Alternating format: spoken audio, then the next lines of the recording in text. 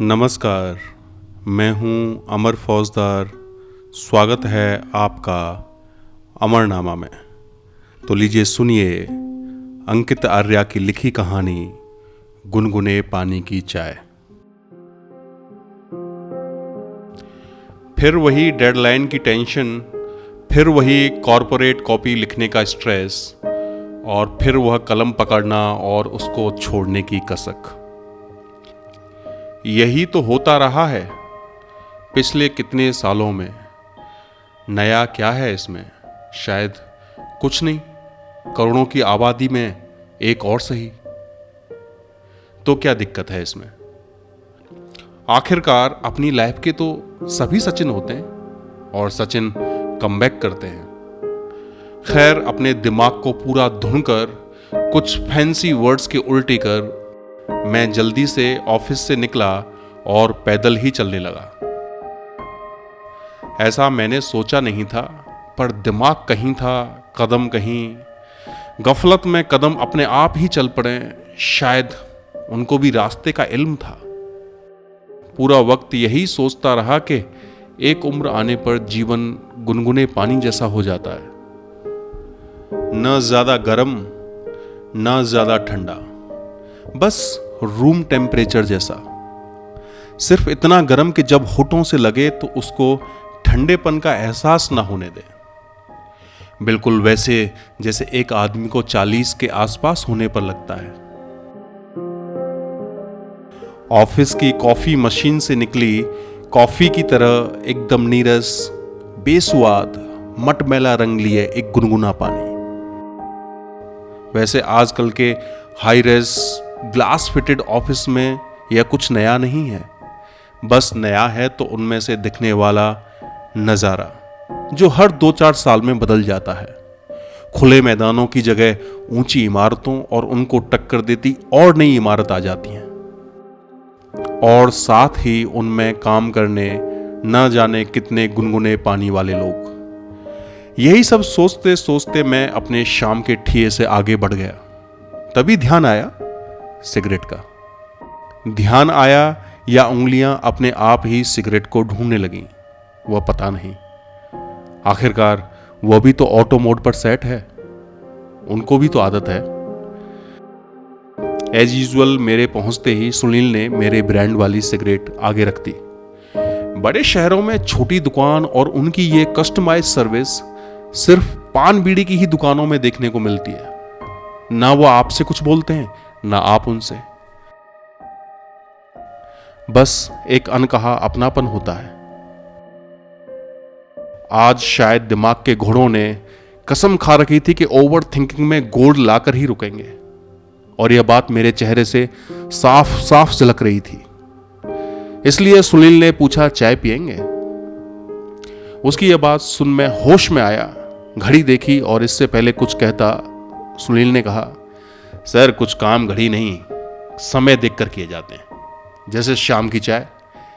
यह कहकर बोला, चलिए आज आपको मैं अपना अड्डा दिखाता हूं। गली के नुक्कड़ पर खड़ी अपनी स्प्लेंडर निकाली और मेरे पास आकर एक हेलमेट नुमा चीज, जो हेलमेट कम पर गत्ते का ताज ज्यादा लगती थी, पकड़ाई और बोला, तशरीफ रखिए हमारी दुलारी पर, और लेकर चल पड़ा। एक हाथ हॉर्न पर और दूसरा हाथ हवा में बाइक ऐसे चला रहा था मानो वह भी अपने इस मी टाइम का इंतजार कर रहा था। ठंडी हवा के झोंकों ने जब चेहरे को थपथपाया और सुनील की आवाज जब कानों में पड़ी, तब जाकर मैं वर्तमान में आया और नोटिस किया कि वसंत की शाम कुछ अलग होती है। रातें छोटी होने लगती हैं, शाम बड़ी, और दोपहर की तपिश का एहसास गुलाबी धूप से ज़्यादा गर्म होता है। उसमें चलने वाली हवा में ठंडक वैसे ही घुल रही होती है जैसे गर्म चाय की चुस्की में एक फूंक मारकर अमूमन हर इंसान उसको पीने लायक बनाता है। बाइक रुकी, सुनील उतरा और उसके पीछे पीछे मैं भी। वह शान से चलता हुआ अपनी डेजिग्नेटेड सीट पर बैठ गया, किसी मजे हुए खिलाड़ी की तरह, और वहां भी वही अनकहा अपनापन। बिना कुछ बोले आंखों की कोड लैंग्वेज में बात हुई और चाय की पीतल वाली केतली से बची हुई चाय फेंकी गई। मन से साफ किया गया, जैसे सर्द रात की ओस से पूरे दिन की गर्द को धोकर आज की नई सुबह के लिए तैयार किया गया हो। स्टोव की आंच को सेट करने के लिए 4-5 पंप मारे गए, केतली में पानी डाला गया और पेशावर फिशरमैन की तरह किया गया इंतज़ार पानी के तापमान बदलने का। ठंड से रूम टेम्परेचर, फिर गुनगुना, फिर गर्म, फिर खोलता हुआ होने का, बिल्कुल हमारे सपनों की तरह जो दबे ही रह जाते हैं हमारे अंदर किसी ठंडे पानी की तरह। पर कहीं अगर लग जाती वह स्टोव रूपी पंप की आग उन पर, तो बीच बीच में निकल आते हैं, वह रेंगती लाश की तरह रह जाते हैं सिर्फ रूम टेम्परेचर पर। गुनगुने भी नहीं हो पाते हैं, और जो एक आध सपना कर लेता है आखिरी पड़ाव पार, उबल जाता है इतना कि अगर किया न गया उस पर काम तो उड़ जाएगा वह भाप बनकर। वो हो जाते हैं साकार और इन पर स्वाद आता है कुटी हुई अदरक, इलायची और काली मिर्च का जीवन में मिली हर हार, कोफ्त और झुंझलाहट का जो कूटती है, तोड़ती है, परखती है, जिससे निकल सके रस एकदम रॉ, अनफिल्टर्ड समझ सके लाइफ को, उसके इस अनटॉलरेबल फेज को, और डाला जाता है उसे खोलते पानी में, उबाला जाता है कुछ देर और फिर आती है चाय पत्ती जो बदलती है रंग। पहले लेती है हल्का भूरा, फिर गहरा भूरा, फिर सुर्ख काला।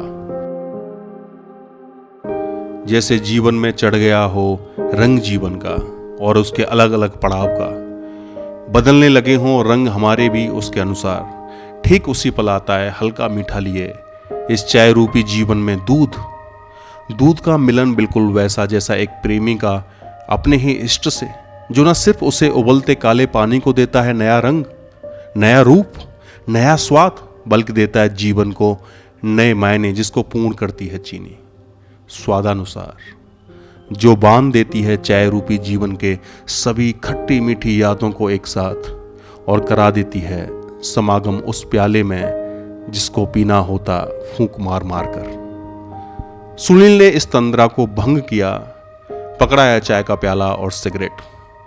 मैंने उसको देखा और उसने मुझे,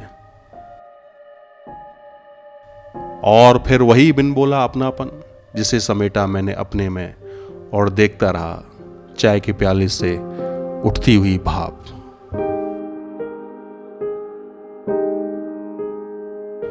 बहुत बहुत शुक्रिया अंकित आर्या जी का, जिन्होंने अपनी कहानी अमरनामा के लिए भेजी, और मेरा सौभाग्य मैंने उनकी कहानी अमरनामा के लिए पढ़ी। अगर आपके पास भी कोई कहानी, कविता, निबंध आपकी डायरी में बंद है तो वहाँ से निकालिए और amarnamastories@gmail.com पर भेज दीजिए। आपने इस कहानी को इतने प्यार से सुना, उसके लिए बहुत बहुत शुक्रिया।